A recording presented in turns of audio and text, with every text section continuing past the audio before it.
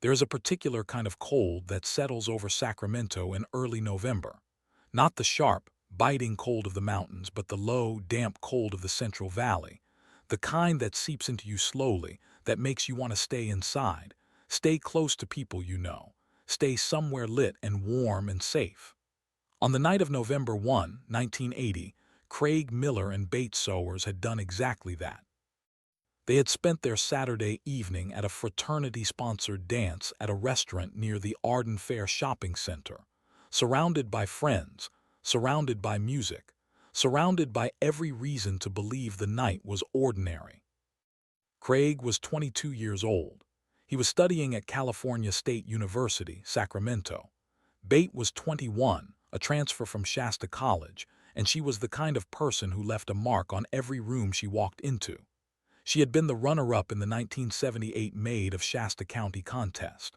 Her father, Hal Sowers, was a nuclear physicist, a man who dedicated his life to precision, to understanding how things work, to solving problems. He could not have imagined that the hardest problem he would ever face was one no equation could touch. When the dance ended, Craig and Bate walked out into the parking lot together, and that should have been the end of the night, a drive home, maybe a late meal, maybe just the quiet of each other's company. But as they crossed the lot, a man approached them. He was holding a .25 caliber Beretta pistol. His name was Gerald Gallego, and the woman who stepped out of the nearby vehicle and told a bystander named Andy Beal that he had no business being there was Charlene Gallego, his wife. What happened next? What happened over the following 24 hours to Craig Miller and Bates Sowers is the kind of thing that permanently divides a family into a before and an after.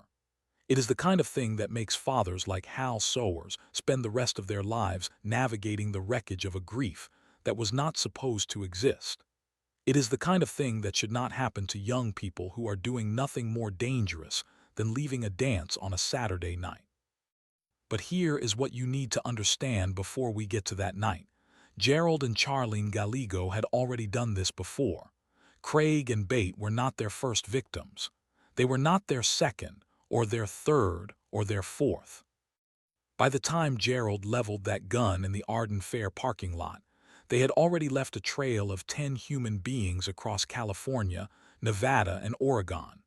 Most of them teenagers, most of them girls, nearly all of them gone from this world in a way that still, even decades later, does not seem fully comprehensible. This is the story of the sex slave killers. And to understand how something like this happens, you have to go back, all the way back, to where it began. On March 3, 1955, the state of Mississippi executed a man named Gerald Albert Gallego in a gas chamber at Mississippi State Penitentiary. He was 26 years old.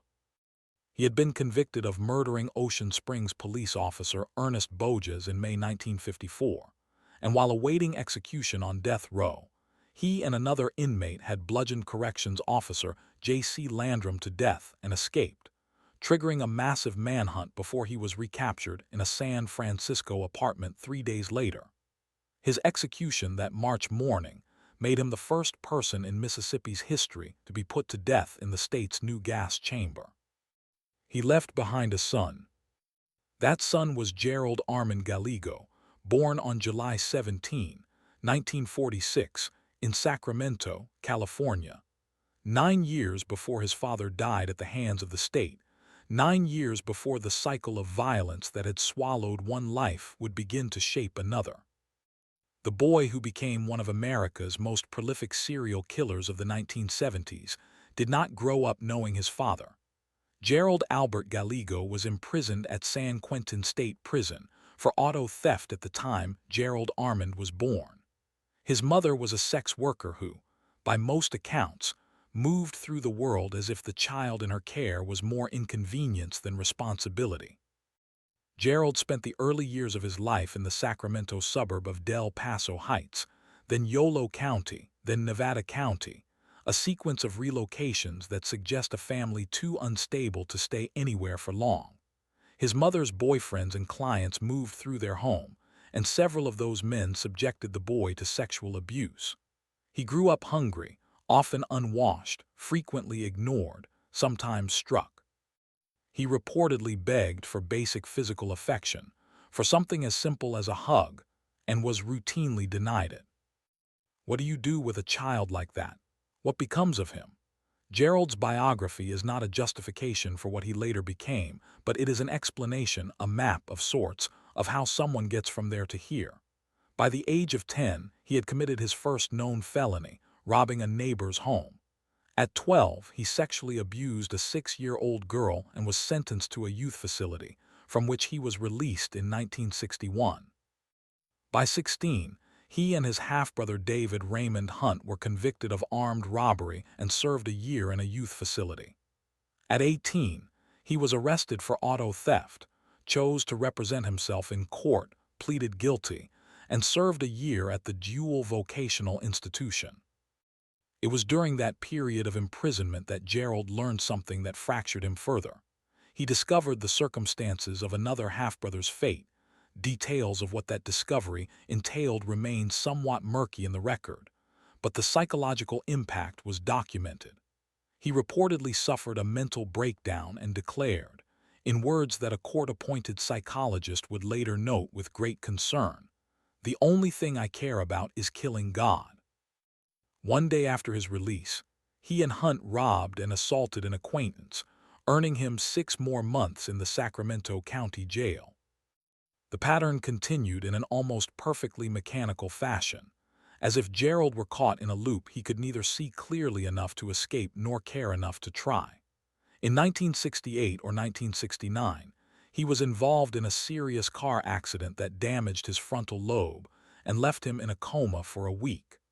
The frontal lobe governs impulse control, decision-making, and social behavior. Whether this injury deepened whatever darkness was already inside him, or simply added another layer to a personality already severely compromised by trauma and criminality, most investigators who later studied his case felt it was a significant contributing factor. It did not, however, generate much sympathy in a courtroom. He married 5 times before meeting Charlene. That detail alone tells you something about the shape of his inner world, the desperate, compulsive need for possession, for control, for the feeling that someone belonged to him entirely. His first wife was a 21-year-old woman he had impregnated when he was just 16. They separated within months due to his abuse. His second marriage lasted less than a month before his wife fled after he chased her with a knife, and during divorce proceedings, she discovered he had told her he was 27 when he was actually only 19. His third wife, a single mother he met at a laundromat, was carrying his child when the marriage fell apart. She later suffered a miscarriage. His fourth wife described his personality as Jekyll and Hyde. His fifth marriage in 1974 would be ongoing and technically unresolved when he met Charlene. And perhaps the most devastating revelation of his pre-murder years, Gerald Gallego sexually abused his own daughter repeatedly over an approximate 7-year period along with one of her friends. He was her father. She had been placed partly in his custody. The abuse was systematic, ongoing, and monstrous. By the time Gerald turned 30, he had been arrested for robbery, theft, assault, sex crimes, escape, and more. He had served multiple prison terms. He had abused nearly every person who had ever tried to be close to him. And not once, not in any of the courtrooms or correctional facilities or parole hearings, had the system managed to hold him long enough or seriously enough to interrupt what was coming. When he later told a court-appointed psychologist, "I have the feeling that my father is inside of me," it landed not as an excuse but as a kind of terrible self-awareness. Whether Gerald believed that inheritance made him inevitable, or whether he used it as a shield against accountability, is something we cannot know for certain. What we know is what he did. Charlene Adele Williams was born on October 19, 1956 in Stockton, California, and by nearly every external measure she should have been fine. Her father, Charles Williams, was a successful businessman, the vice president of a chain of meat markets, respected in Sacramento's professional community. Her mother, Mercedes, was attentive and present. The family had money. The home was stable.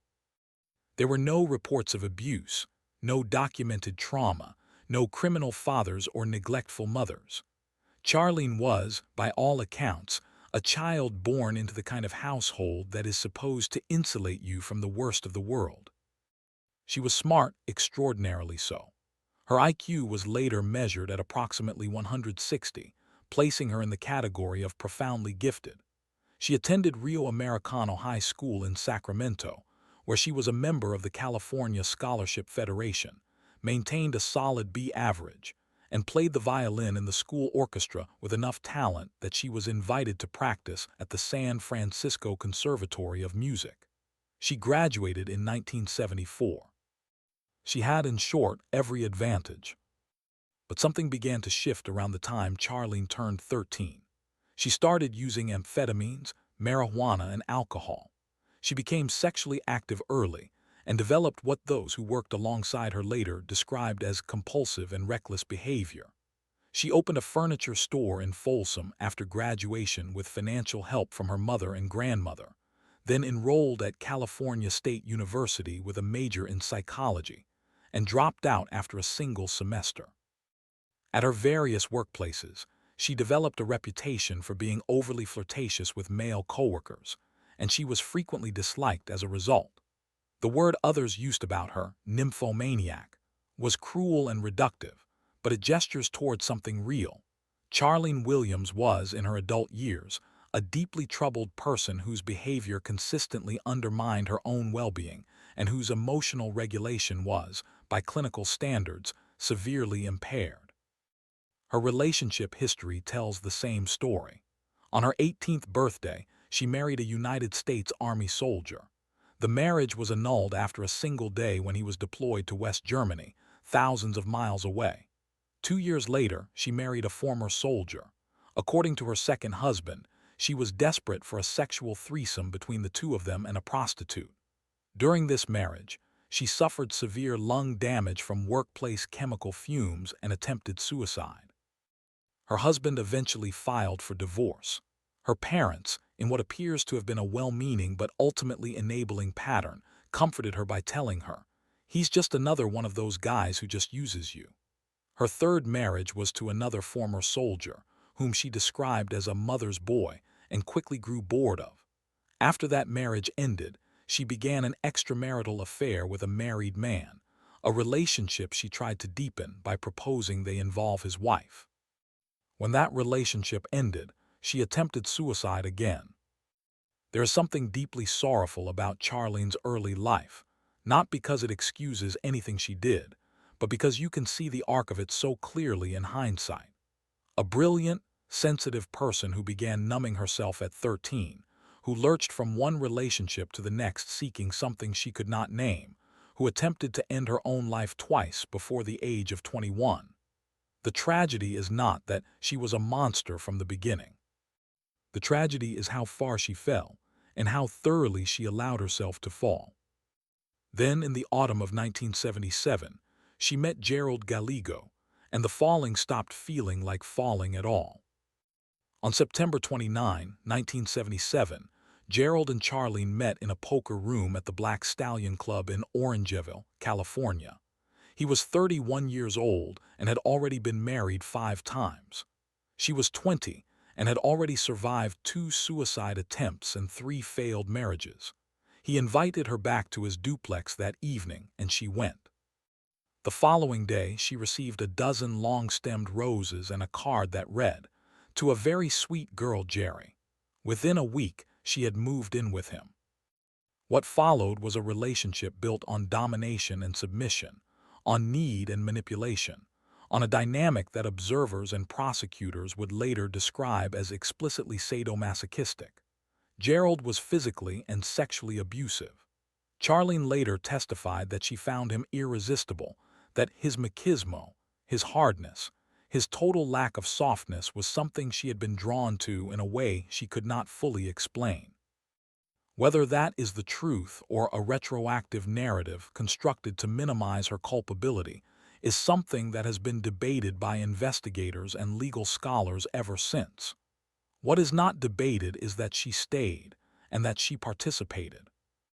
Several months into their relationship, Gerald brought home a 16-year-old exotic dancer, and the three of them had a sexual encounter. Gerald was furious when he returned home from his bartending shift to discover Charlene and the teenager together without him.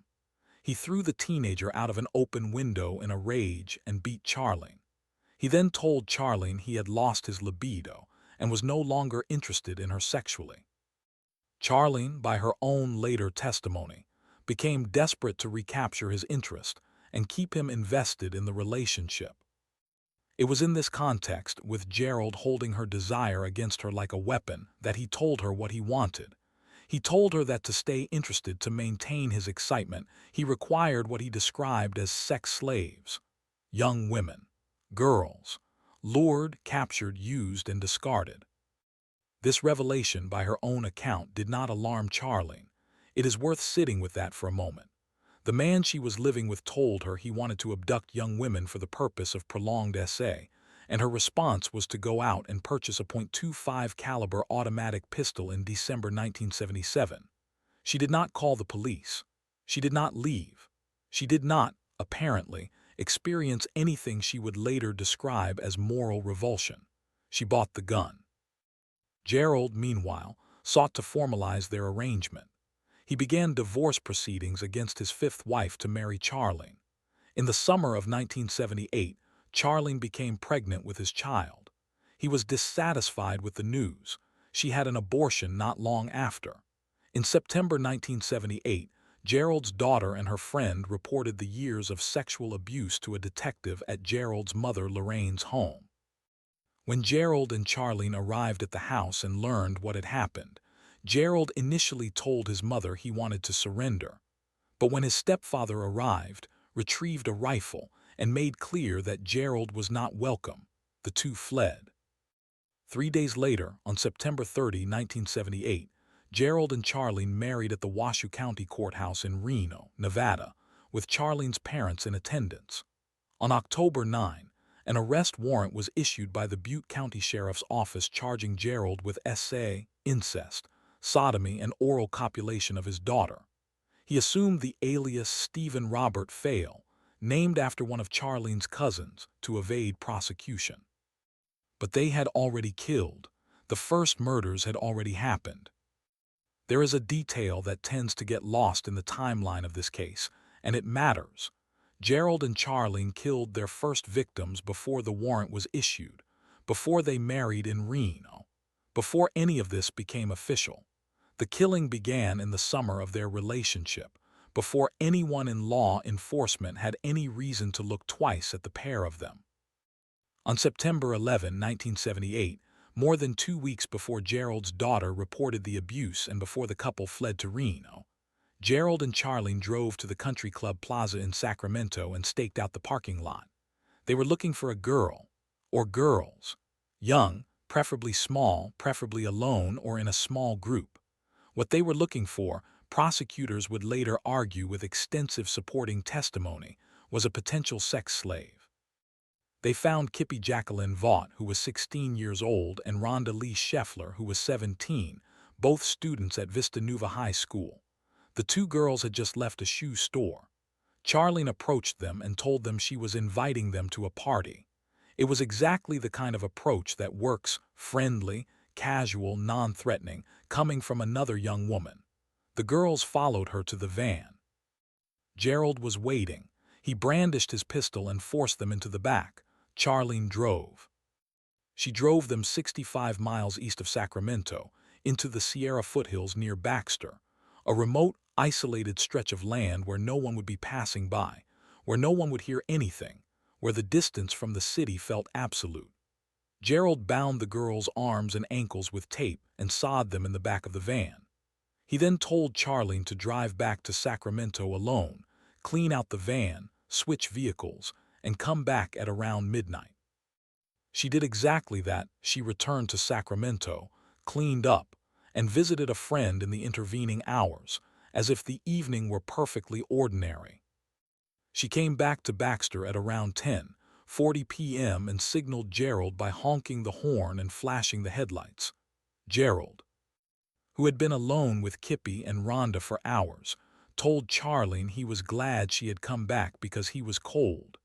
He forced the girls into the back of the second vehicle, and they drove to Slough House.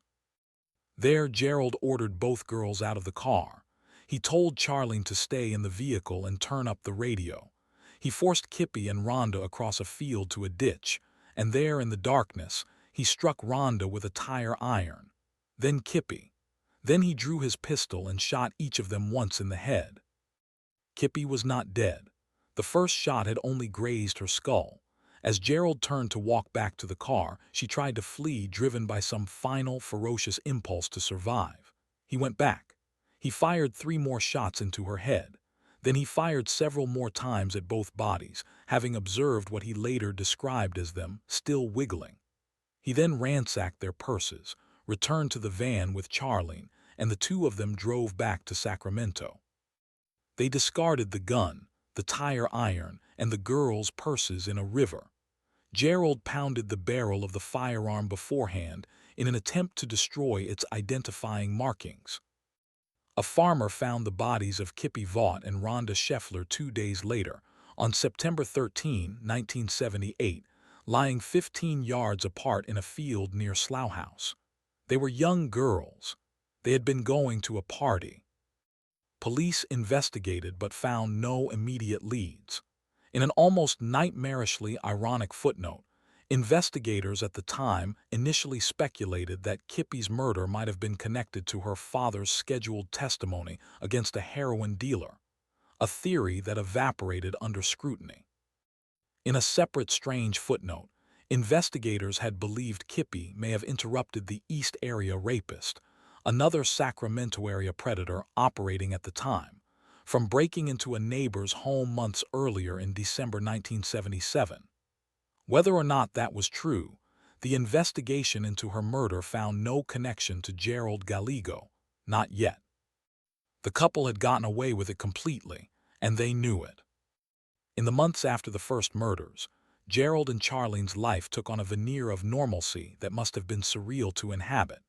They fled to Reno after the warrant was issued for Gerald's arrest in October 1978, married at the Washoe County Courthouse, and then moved briefly to Houston, Texas, where Gerald found work bartending. Coworkers there described him as quiet, sometimes angry, occasionally pleasant, the ordinary words people use for unremarkable acquaintances. He quit after beating a fellow bartender in a drunken rage, and the couple returned toward California. Charlene's father, Charles Williams, arranged employment for both of them, Charlene as a receptionist at a meat firm in Reno, Gerald as a truck driver for the same company. They lasted only a few months before quitting. In October 1979, they returned to Sacramento and rented an apartment on Woodhullo Way. Gerald got a job bartending at the Bob Les Club, where he was remembered by colleagues for occasionally firing his gun into the ceiling to wake up patrons who had fallen asleep. But between the Texas stint and the return to Sacramento, there was the Washoe County Fair. On June 24, 1979, 9 months after the murders of Kippi and Rhonda, Gerald and Charlene drove to Reno for the annual rodeo at the Washoe County Fair. Gerald remained in the van and gave Charlene her instructions: approach any petite young woman with preferably long dark hair and lure her back with the promise of earning money by distributing flyers. It is worth noting how ordinary that ruse sounds, how reasonable. Distributing flyers, everyone needs help with something mundane like that. It is exactly the kind of offer that a teenager at a fair would consider and then accept, because what is the harm in handing out flyers? Charlene found 2 girls. Brenda Lynn Judd was 14 years old. Sandra Colley was 13. They were at the fair on a sunny summer afternoon doing what teenagers do at fairs. They followed Charlene back to the van. Gerald forced them inside at gunpoint. Charlene took control of the vehicle and drove northeast on Interstate 80, away from Reno, into a stretch of Nevada landscape that grows increasingly empty and alien the further you go: flat desert, dry alkaline flats, the horizon a thin line in all directions. She eventually stopped the van in the remote Humboldt Sink area. What happened there was prolonged and brutal. Gerald rested while Charlene forced the two girls to perform sex acts on each other for his observation. Then he turned his attention to Sandra. He removed a shovel from under the van seat, dragged her out toward a dry stream bed, and came up behind her. He struck her repeatedly in the head with the shovel. Charlene later testified to the sound of it in court. She described it as a loud splat like a flat rock hitting mud, and the girl sank to her knees and slowly toppled over on her face. Brenda was killed next, and Gerald dug a large pit in an area called Hallelujah Junction in California, placed both girls' naked bodies inside, and covered the pit with a rock. The Reno Police Department initially classified Brenda Judd and Sandra Colley as runaways. Someone had reportedly seen one of the girls alive in the days after their disappearance. A sighting that was incorrect, but that was enough to delay a serious missing persons investigation. The girls had simply vanished into the system that is most likely to fail young, vulnerable people. The informal, often indifferent machinery that handles reports of missing teenagers and defaults to explanations that require the least urgency. It would not be until 1982, 3 years later after Charlene confessed, that foul play would even be officially acknowledged, and their bodies were never recovered. Even after the confession pinpointed the location, search efforts could not locate the remains. For Brenda Judd's and Sandra Colley's families, there was no grave, no physical marker, no place on earth to go and grieve. Also in 1979, the couple abducted and robbed an adult male from a parking lot. They ultimately spared this victim and dropped him off at a different location, the sole individual in the timeline of their crimes who survived an abduction. Why Gerald chose not to kill this man is not documented clearly. It may have been that the victim was male, and therefore not the type Gerald was targeting. Based on what we know of the pattern across all the other crimes, it appears that Gerald's primary fantasy was specifically directed at young women and girls. By the spring of 1980, the couple had settled back into Sacramento life in their Woodhull Way apartment. Charlene had acquired an .5 handgun on March 26, 1980, and returned 2 days later with an unidentified woman to arrange to buy a Beretta instead. The stockpiling of weapons suggests an intentionality, a preparation for what both of them knew was coming, even if only one of them was the initiating force. Or so Charlene would later argue. Whether she was a true partner in planning or a terrified accomplice who had no choice is the central contested question of the entire case, and one the courts ultimately answered through the lens of her own freely given cooperation. On the afternoon of April 23, Gerald and Charlene had another domestic dispute. The following morning, April 24, Gerald woke Charlene with a demand. "I want a girl. Get up." The couple drove around Citrus Heights, California, until they came upon two girls exiting the Sunrise Mall, Stacy Ann Redican and Corinne Lynn Chipman-Twiggs, both 17 years old, both described as high school dropouts from Del Paso Heights. Charlene approached the two on the pretext of smoking some marijuana, and they enthusiastically accepted the invitation to come with her to the van. Gerald met them inside with a .357 Magnum pistol. He ordered Charlene to drive immediately. He ordered the girls to undress. He tied both of them with macrame rope, took $77 from one of their purses, and sawed both of them in the back of the van as Charlene drove. After he finished, he had Charlene stop at a store where he purchased a hammer. Then he directed her to drive to Limerick Canyon in eastern Pershing County, Nevada, remote terrain where he and Charlene had gone camping the previous summer and where he knew the landscape well enough to work in it unobserved. He led Stacy and Corinne into the woods, one at a time, carrying the hammer and a shovel. He bludgeoned both of them to death. Afterward, he forced Charlene to come and look at where he had buried them. She later told investigators she saw movement, that she believed one of the girls might not be completely dead. Gerald insisted they were. The following morning, He purchased breakfast for the two of them using the $77 he had taken from the victims' purses, and remarked to Charlene that breakfast was on them. They then traveled to Stateline and spent a night at Harrah's Lake Tahoe Hotel before returning to California. The animal-ravaged bodies of Stacy Redican and Chipman-Twiggs were discovered more than 3 months later by picnickers in the Nevada desert.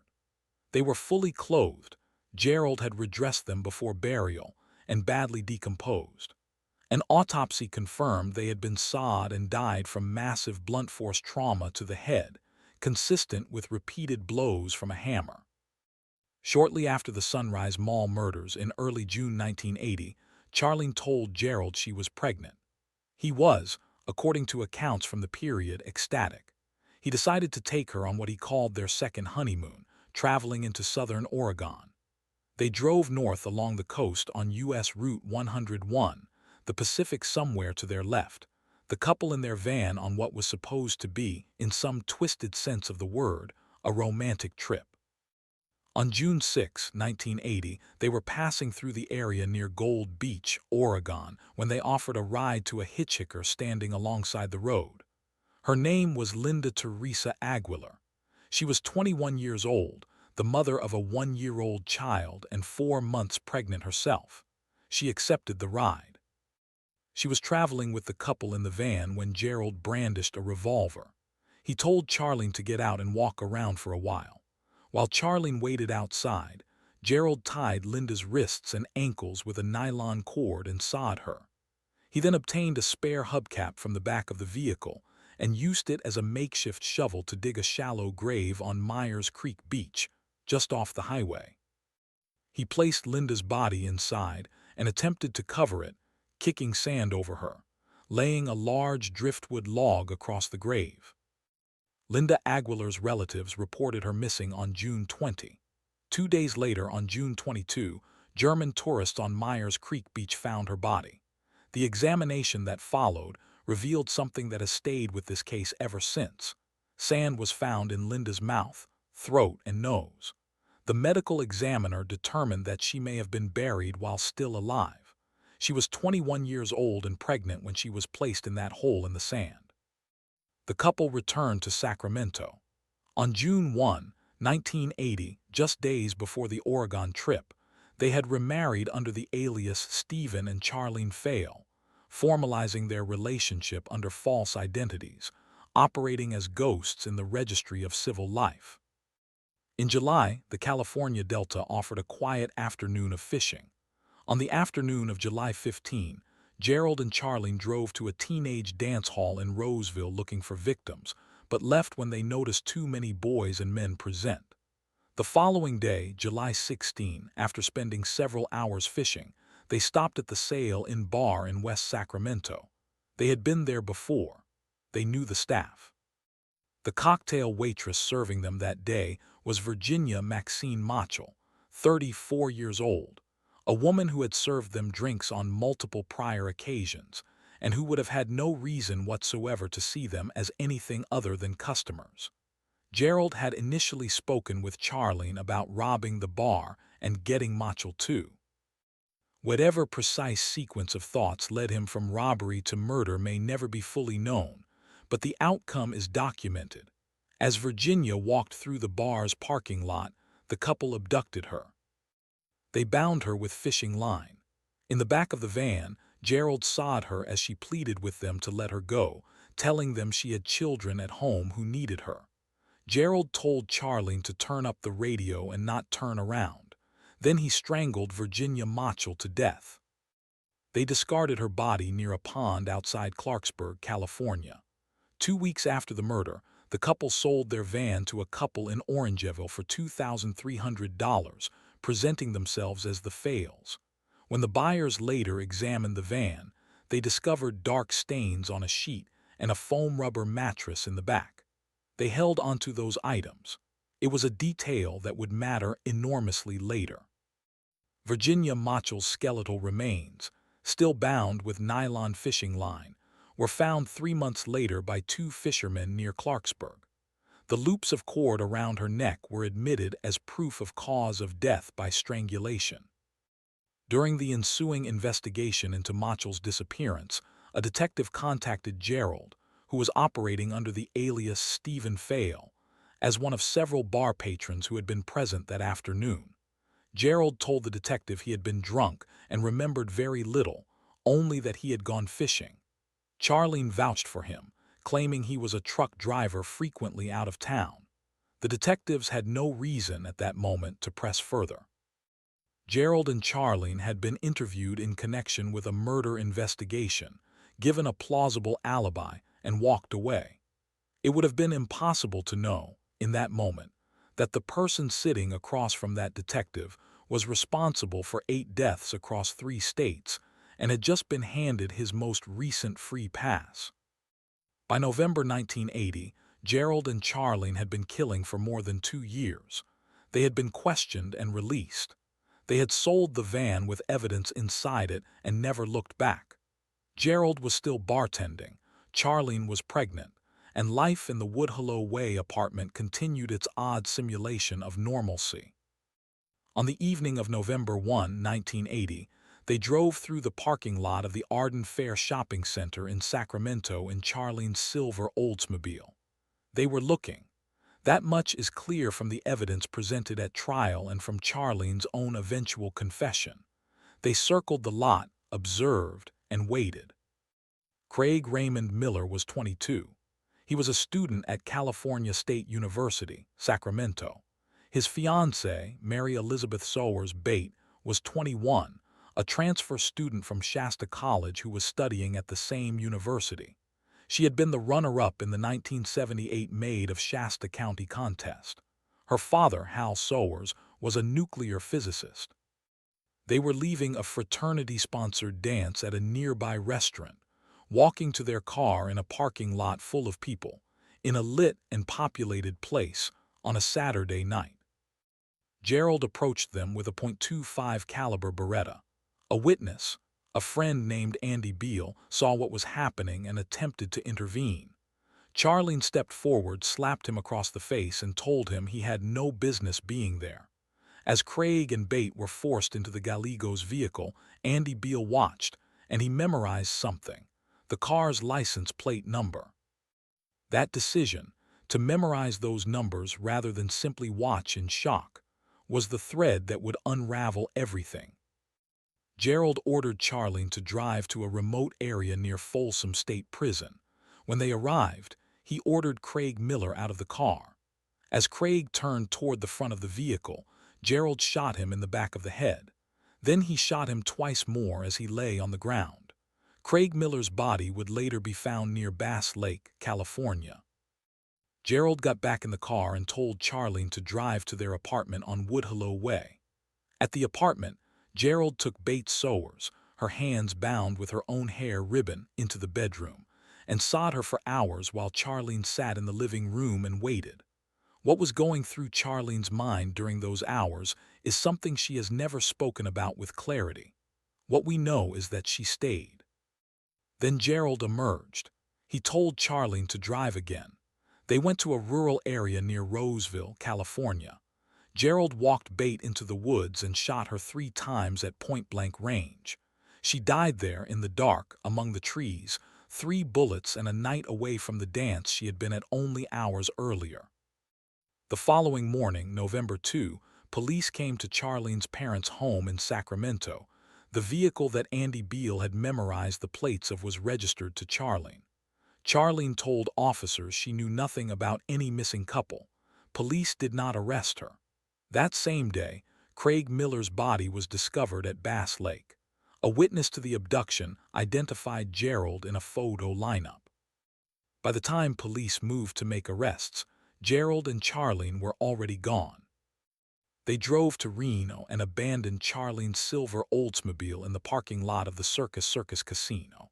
Shortly after, their names emerged in connection with Virginia Mochel's murder as well, after her name was found on an envelope inside the abandoned car. Investigators realized with dawning horror that they had already unknowingly interviewed both Gerald and Charlene during the Mochel investigation and had let them go. On November 7, 1980, the FBI charged the Gallegos with unlawful flight to avoid prosecution. Detectives tracked down the Orangeville couple who had purchased the van in August and took possession of it. Initially, nothing was found, but the buyers mentioned that when they had first purchased the van, they had noticed dark stains on a sheet and a foam rubber mattress, which they had kept in their garage. When turned over to authorities, forensic analyses confirmed those stains were human blood.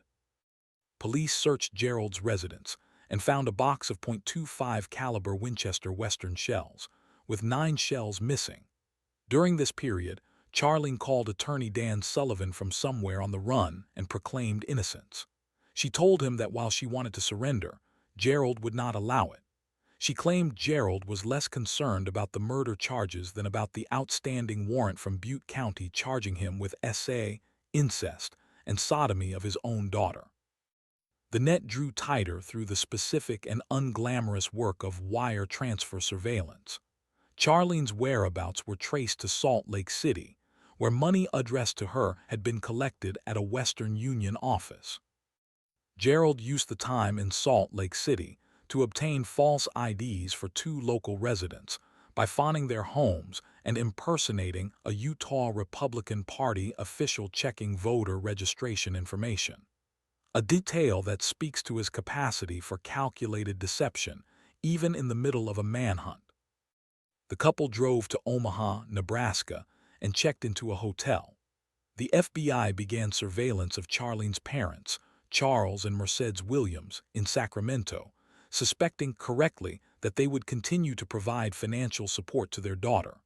During the weekend of November 15 and 16, Charlene's parents were observed driving from Sacramento to Sparks, Nevada, where they entered a Western Union office and wired $500 to Omaha.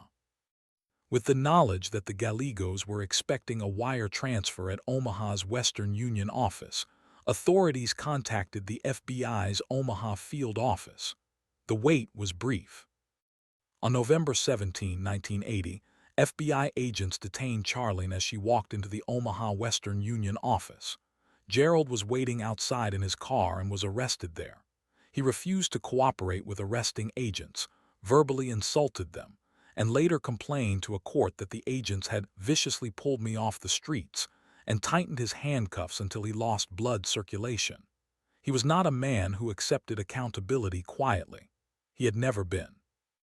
United States Magistrate Judge Richard C. Peck imposed a $100,000 bond for each of them, over the objection of the Assistant United States Attorney Thomas Falcon, who argued for $500,000 each. 3 days later, the couple waived extradition and were returned to Sacramento. Both denied any involvement in the murders. On November 21, 1980, Gerald and Charlene Gallego were arraigned for the first-degree murder of Craig Miller. The courtroom drew spectators and reporters, and Gerald, increasingly agitated by the public attention, stood and shouted, "Haven't you got enough? We're not animals. What happened to a fair trial?" Charlene cried. Her attorney held her in his arms. One day after the arraignment, Bates Sowers' body was discovered in a trench near Loomis, California. The Gallegos were indicted for her murder on December 3. Charlene was 9 months pregnant at the time of her arraignment. On January 17, 1981, she went into labor and was rushed to UC Davis Medical Center. Doctors performed a cesarean section and delivered the baby, Gerald Gallego Jr. successfully, despite concerns about the child's heart rate during labor. The baby was born into the context of his parents' indictment for multiple murders. For months, the proceedings ground forward as pretrial matters consumed the court calendar. Gerald attempted to represent himself, quarreled with his court-appointed public defender Donald L. Manning, and was denied.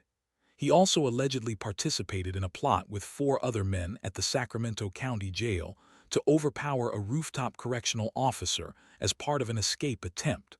A plot thwarted because the men expected 1 guard and found 5. Then, in June 1982, everything changed. Having been denied visitation rights to hold her baby, denied 3 separate times, the last in June 1982, Charlene consulted her attorneys, Hamilton Hintz Jr. and Fern Leatham, about the full scope of what she and Gerald had done. Over the following weeks, she confirmed her role in the murders of Miller, Sowers, and Mochel, and then offered to confess to 7 additional homicides, providing detectives with victims' descriptions, approximate locations, and dates. She recounted multiple failed abduction attempts, including an unidentified girl approached on the day of the Judd and Colley murders who had escaped, and a male robbery victim from 1979 who had been released alive. Upon hearing that Charlene was cooperating, Nevada's Lovelock District Attorney Richard A. Wagner interviewed her. She told him that a remaining strand of the macrame rope used to bind Stacy Redican and Chipman-Twiggs was in the trunk of Gerald's sports car. Investigators recovered it. The physical evidence aligned with Charlene's account.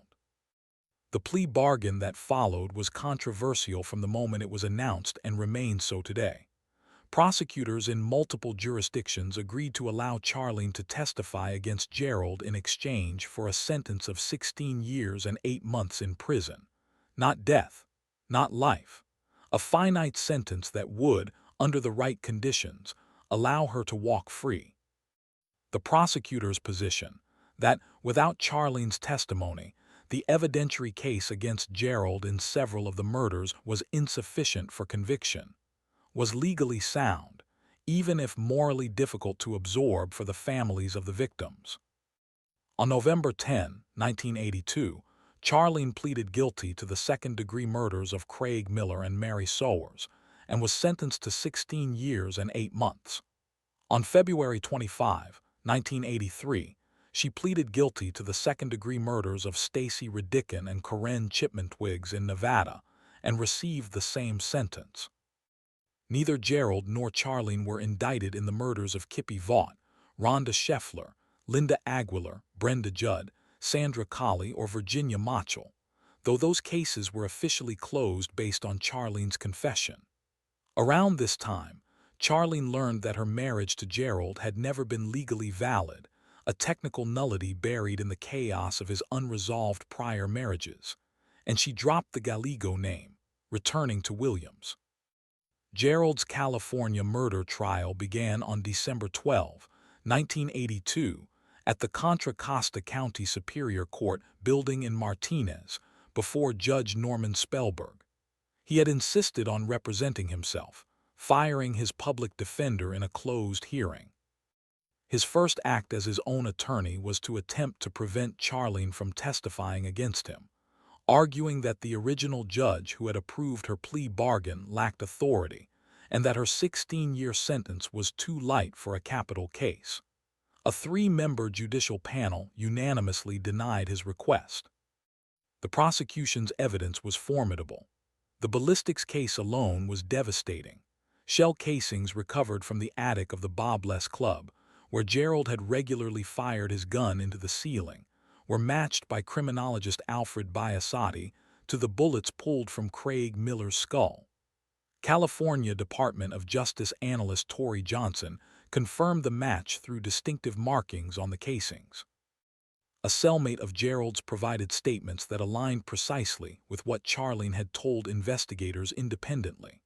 Hotel records from Harrah's Lake Tahoe confirmed the couple had been in Nevada at the time of the Redican and Chipman-Twiggs murders. A strand of macrame rope matching the one used to bind the victims was recovered from Gerald's car. Perhaps most strikingly, a photograph found in Gerald's possession was identified as having been taken at the exact burial site. Gerald's defense was essentially that he acted in self-defense and that Charlene was the primary murderer. He claimed Craig Miller had attacked him and tried to disarm him, and that Charlene, not he, had killed Bates Sowers.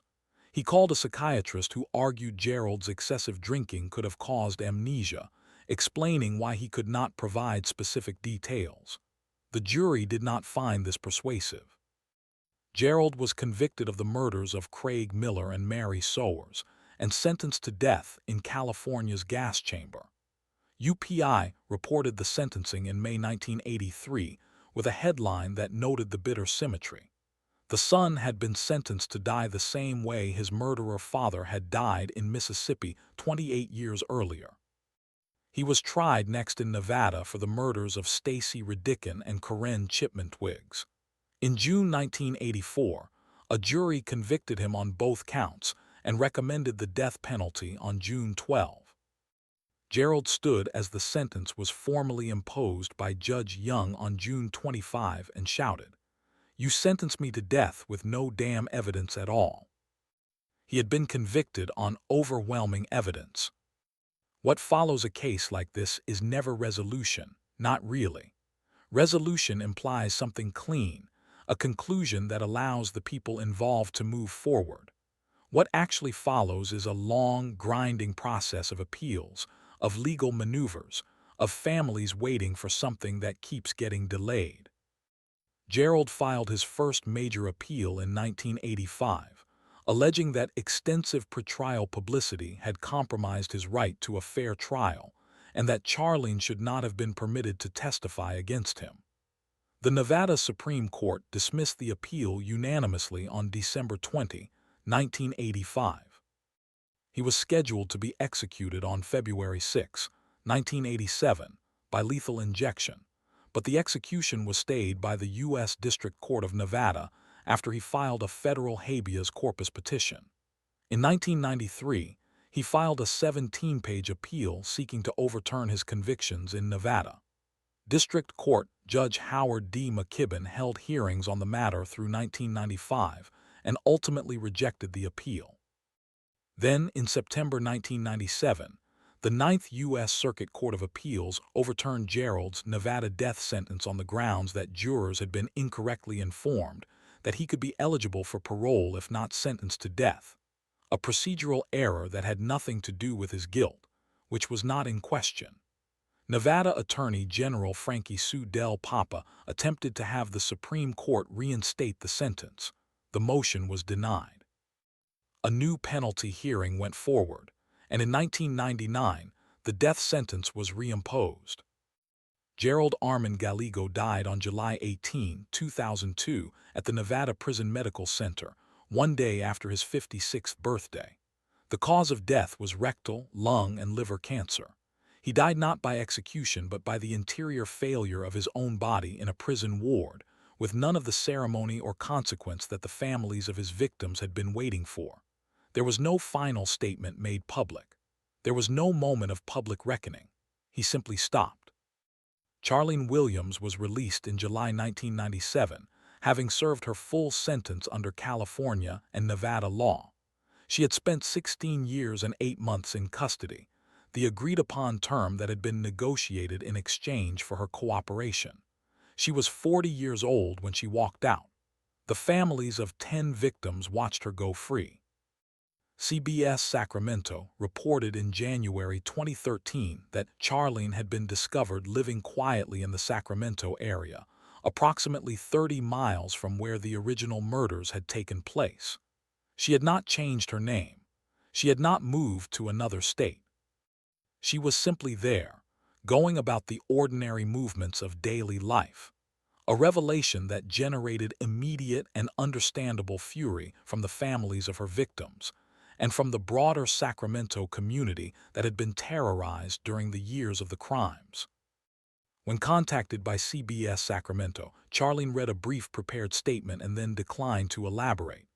"I have been punished," she said. "I want to be left alone." She then turned and went back inside. The families of Kippi, Vaught, Rhonda, Scheffler, Brenda, Judd, Sandra, Colley, Stacy, Redican, Chipman-Twiggs, Linda, Aguilar, Virginia, Mochel, Craig Miller, and Bates Sowers watched that news segment and received no answer that was anywhere close to sufficient. The question of Charlene's true culpability, whether she was a willing partner, a coerced accomplice, or something complicated in between, has never been fully settled, and it is unlikely that it ever will be. The legal system made its determination through the mechanism of the plea deal. She was useful, her testimony was necessary, and so she was spared. Whether justice was served in that exchange is a separate question, and one that belongs to the families more than to any court. What is clear, what the record makes unambiguously, devastatingly clear, is that Charlene Williams was not a passive bystander. She purchased the murder weapon before the first killing. She drove to the locations. She approached the victims and lured them with practiced ease and a friendly face. She waited outside while girls were being killed. She was present for every single one of the 10 murders documented by the case. And when she had the opportunity to stop, to call police, to escape, to tell someone, she did not. She went home. She cleaned the van. She came back. Several criminologists and behavioral analysts have since placed Charlene in a category that defies easy description. Not the stereotypical coerced female accomplice, but not an independent serial killer either. She operated in the space between, which is perhaps the most dangerous space of all, because it offers just enough ambiguity to allow for justification in court while obscuring the full weight of what was done. In the long retelling of this case, as in so many true crime narratives, the names of the killers dominate the headlines while the names of the people they killed grow quieter over time. That imbalance deserves to be challenged directly. Kippi Jacqueline Vaught was 16 years old. She was a student at Vista Nueva High School in Sacramento. She had been to a shoe store. She had a whole life in front of her. Rhonda Scheffler was 17. She was with her friend. She followed a woman who told her there was a party. Brenda Judd was 14. She was at a county fair in June in the summer, doing what 14-year-olds do at county fairs. Her body was never recovered. Her family had no grave to visit. Sandra Colley was 13 years old. 13. She was at the same fair with her friend. Her family also had no remains to bury, no physical place on earth that was hers. Stacy Redican was 17. Chipman-Twiggs was 17. They had been shopping. They thought they were going to smoke marijuana with some people. They were 17. Linda Teresa Aguilar was 21 years old, the mother of a 1-year-old child, and 4 months pregnant with another when she accepted a ride from a couple in a van. She was buried in sand. She may have been alive when it happened. Virginia Maxine Mochel was 34. She had children. She was a cocktail waitress who had served these people drinks before. She begged them to let her go, told them her children needed her at home. Gerald Gallego told Charlene to turn up the radio. Craig Raymond Miller was 22. He was a college student. He was with his fiancée at a dance. He walked out to a parking lot on a Saturday night. He was shot in the back of the head within hours. Mary Elizabeth Sowers Bate was 21 years old. She had been a beauty contest runner-up. Her father was a nuclear physicist who spent the rest of his life trying to reckon with the fact that nothing in his field of expertise could explain or absorb what happened to his daughter. She was shot 3 times in the woods near Roseville, California, hours after being taken from a place full of people who knew her name. 10 people, ranging from 13 to 34 years old, taken across California, Nevada, and Oregon over the span of 26 months. Not one of them did anything to invite what happened. Not one of them was anything other than a person going about their life in an ordinary place on an ordinary day. What made Gerald Gallego capable of this? The question is simultaneously important and dangerous. Important because understanding predatory behavior has genuine value in prevention. Dangerous because the answer, in this case, risks drifting into the kind of sympathetic framing that his victims never received. The clinical picture assembled by court-appointed psychologists and later analysts paints a man who was, by any reasonable standard, severely personality disordered, most assessments pointing toward antisocial and narcissistic personality disorders, likely compounded by the frontal lobe injury he sustained in the 1968 car accident. But Gerald did not kill because of a diagnosis. Millions of people carry trauma far worse than his and never harm a single person. The critical element in Gerald's case, the thing that separated him from people who suffer and endure, was the complete absence of empathy, combined with a belief that his desires superseded the humanity of others. The sex slave, framework he constructed, the explicit articulation of a fantasy in which other human beings existed purely as instruments for his pleasure, to be discarded when no longer useful, reflects something that behavioral analysts have documented across multiple categories of predatory offenders. The dehumanization of the victim precedes the act. It is easier to do terrible things to people when you have already, internally, reclassified them as objects.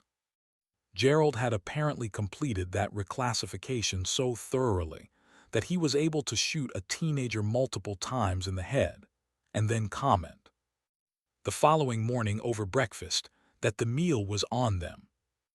The FBI's Behavioral Science Unit, which was developing its foundational research into serial killer psychology throughout the late 1970s and early 1980s, the exact period of the Gallego murders, would later note cases like this as typologically significant.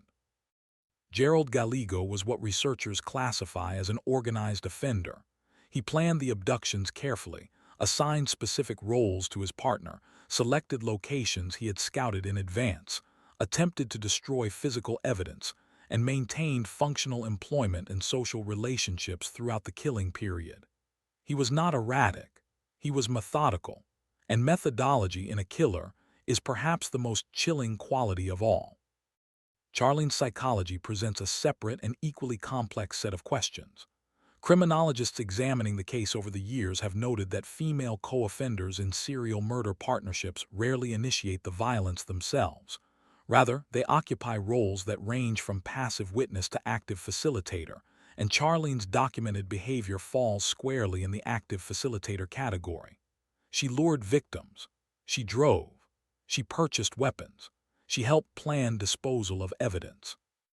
The framing of her as a terrified, dominated woman, which was central to her legal strategy and which she has maintained publicly ever since, is impossible to fully reconcile with those facts. Based on what we know and what the trial record demonstrates, most investigators agree that Charlene was not an unwilling captive of Gerald's violence. She was a contributor to it, even if she was not its origin. That said, the power dynamics within their relationship, the physical abuse, the manipulation, the way Gerald withheld sexual and emotional interest to keep her compliant, are documented and real. It is entirely possible for both things to be true simultaneously, that Charlene was controlled and coerced in meaningful ways, and that she also made repeated, active choices to participate. The law tends to require a binary, guilty or not guilty, in a situation that does not conform to binary logic. This is part of why her case continues to generate disagreement among legal scholars, psychologists, and the families who bear the cost of that ambiguity most directly. The story of Gerald and Charlene Gallego is not only the story of two individuals. It is also the story of a system that encountered Gerald Gallego again and again over 30 years and consistently failed to stop him. His first criminal act was logged at age 6. By age 12, he had committed sexual abuse against a child. By age 16, he had committed armed robbery. By his early 20s, he had been convicted of multiple offenses and sentenced to multiple prison terms. By his early 30s, a warrant had been issued charging him with the SA and incest of his own daughter. And through every single one of those encounters, the criminal justice system processed him, held him briefly, and returned him to the world. The Butte County warrant, issued in October 1978, after Gerald's daughter finally came forward, is perhaps the most painful single piece of institutional failure in this case. When that warrant was issued, Gerald and Charlene had killed twice. They had killed Kippi Vaught and Rhonda Scheffler just 1 month earlier. Had the warrant been issued earlier, or had law enforcement across multiple jurisdictions been better integrated in their communication and tracking, a significant systemic shortcoming in the pre-digital era, it is possible that Gerald Gallego could have been in custody before a single additional victim was taken.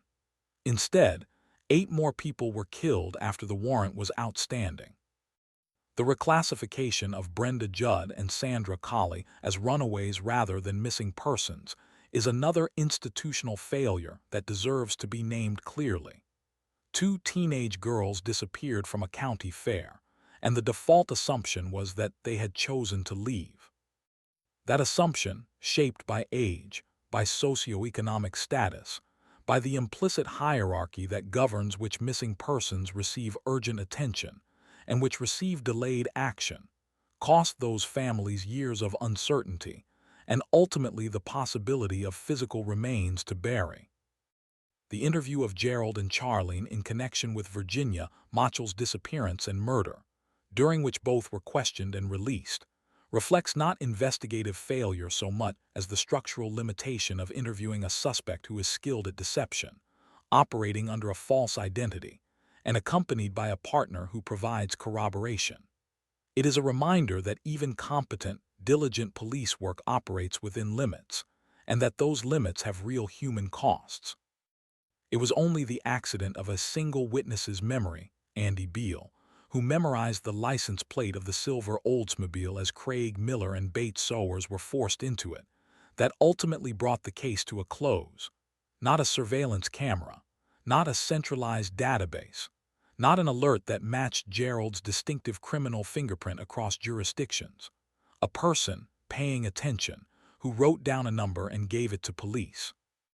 This is a detail worth dwelling on, because it speaks to something true about how many of these cases actually get solved. Not through the machinery of law enforcement operating at full institutional capacity, but through individual humans doing the most basic possible thing, seeing something and saying so. The families of the 10 victims in this case have spent the decades since the murders navigating a grief that has never been straightforward, because the case itself has never been straightforward. The legal proceedings were unusually prolonged. Gerald was still in active litigation through the late 1990s, nearly 20 years after the first murders. The plea deal that spared Charlene remained a wound for many families throughout that period, and the 2013 discovery that Charlene was living in the Sacramento area reopened it sharply. Hal Sowers, Bates' father, gave interviews in the years following his daughter's murder in which he described the impossibility of absorbing what had happened. He had spent his professional life in a discipline that answers hard questions with rigor and method. He had no method for this. He described standing in his daughter's room after she was gone, looking at the things she had left behind, and being unable to understand how the world could contain both those ordinary objects and the facts of what had happened to her. He remained an outspoken advocate for victims' rights throughout the remainder of the legal proceedings. The families of Brenda Judd and Sandra Colley faced a particular kind of unresolved pain. When Charlene confessed to those murders and gave investigators an approximate location, Hallelujah Junction, the remote area near the Nevada-California border where Gerald had buried the girls, search teams went out to look. They found nothing. The desert had kept its secret. There was nothing to bring home, nothing to put in the ground, nothing to mark. For those families, the legal case's conclusion, the closure of the files, the sentencing, the eventual death of Gerald Gallego happened in a vacuum, disconnected from the physical reality of their missing children. Legal closure and personal closure are not the same thing. They had the first and nothing resembling the second. Several of the victims' families were opposed to Charlene's release in 1997, and in the immediate aftermath of her freedom, there were public calls for reinvestigation, for additional charges, for some form of renewed legal accountability. None were successful. The terms of the plea agreement held and have continued to hold. She has never spoken publicly at length about what she did, about why she did it, or about her feelings toward the families of the people she helped kill. For those families, that silence has its own weight. Cases like this tend to enter the cultural conversation through a lens of fascination. The killer couple, the suburban horror, the young woman with the perfect upbringing who lured teenagers to their deaths alongside a man who wanted human beings as possessions. The fascination is understandable, and it is not entirely without value. Cases like the Gallego murders have contributed directly to reforms in how missing persons reports are handled, particularly for teenagers, to the development of behavioral profiling methodologies that have since helped close other cases, and to broader public understanding of the ways in which abusive relationship dynamics can serve as mechanisms for criminal co-offending. But fascination, when it is the dominant register in which a case is discussed, has a cost. It tends to center the perpetrators and to push the victims into secondary positions, their names reduced to entries on a list, their lives reduced to the circumstances of their deaths. One of the most consistent things that families in cases like this ask for is the opposite, to be asked about who their person was, not only how they died. Kippi Vaught and Rhonda Scheffler were teenagers who went to get shoes and ended up in a field 65 miles away. Brenda, Judd, and Sandra Colley were middle school-age girls at a summer fair. Stacy, Redican, and Chipman-Twiggs were 17, heading into whatever came next, which never came. Aguilar was a mother who was hitchhiking somewhere with a baby at home and another on the way. Mochel was working a cocktail waitress shift at a bar and was taken from its parking lot by customers she had served before. Miller was 22 and engaged to the woman he loved. Sowers was his fiancée, and she was 21, and she had been a beauty contestant runner-up, and her father was a physicist, and she had the whole rest of her life in front of her when she walked out of that dance. These are 10 separate lives, 10 separate families, 10 separate ripples of loss that spread outward and never fully stop. When Gerald Gallego died on July 18, 2002, in a prison medical ward in Nevada, one day after his 56th birthday, it happened quietly, without ceremony, without the execution that had been on the books for nearly 2 decades but had never been carried out. He died of cancer, rectal, then lung, then liver. His body failed him before the state could. There was no deathbed confession, no final accounting, no message to the families. If he experienced anything resembling remorse in those final weeks and months, it was not recorded and not shared. The man who had terrorized a 350-mile corridor of the American West for more than 2 years, who had told a psychologist that he felt his murderer father living inside him, who had told a court, "You sentenced me with no damn evidence at all," while surrounded by an overwhelming mountain of evidence. That man died in a hospital bed, and the world moved on in the way it always does. Charlene Williams, as of the last documented public record, remains alive. She would be in her late 60s now. Whatever she has made of the years since her release, however she has organized the interior of a life lived after all of this, is not publicly known. What is known is that somewhere in the Sacramento area, a woman who helped murder 10 people goes about her days.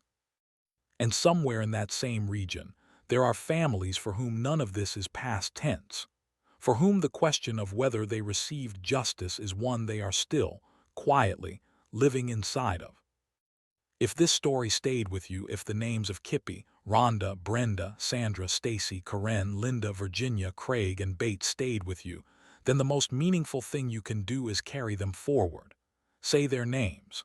Talk about who they were, not only what was done to them. That is the only form of remembrance that returns them, even slightly, to the fullness of what they actually were, people.